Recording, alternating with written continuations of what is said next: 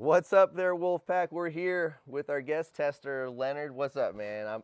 It's been a great week so far. It has been, definitely. So right now we're going to be talking a little bit about the updated Bosch drive unit. We just kind of had a little bit of a light bulb moment that you might be the first consumer, public guy who's not in the bike industry.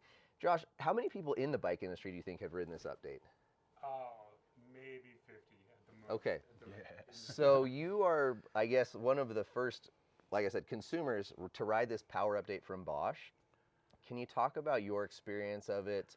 Maybe compare it to Amflow, the race unit on the Pivot, and then, of course, pre-updated Bosch drive units. It's first of all, it's definitely fun, but it's refined. It feels more refined compared to the DJI.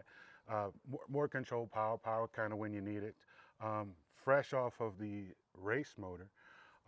When I was in turbo on the race motor, the power felt like I had a jerky delivery, like it was surging. With this new update, it's a lot smoother and more manageable. Okay. Even so than the DJI. I know the DJI might have a little bit more Newton meters, but it didn't feel out of control. I was in control of the bike the whole time, even in turbo, even over turns. So it was pretty cool. Okay, and from a perceived effort and maybe an average speed up the hill, you felt that was faster overall Yeah, too? well, you don't have to fool around with the bike. Okay. Muscle it, keep it underneath you. It takes less effort. You know, even technically on paper, it may have less Newton meters than the DJI. I feel like I was more efficient, which would make me faster overall. Yeah. You know what I mean? Yeah, that was something I remember you said yesterday, actually. It was like, I didn't have to walk sections because I lost control of the bike, which then meant you were faster up the hill. Absolutely. You know what I mean? So it's definitely something that I'd like to have on my bike for sure. Okay. And kind of circling back to, Josh is here now from Bosch. We spent a couple of days earlier with Kurt, who came out from Bosch. What's it been like to sort of be on this side of the creation and the bike industry conversations versus just watching the finalized product? Has it been cool to hear the brands talking about what they're working on developing? Yeah, You've had some secret things thrown your way that definitely, you can't definitely. talk about. What's that feel like for you? It's pretty cool. Feel like an insider. Yeah.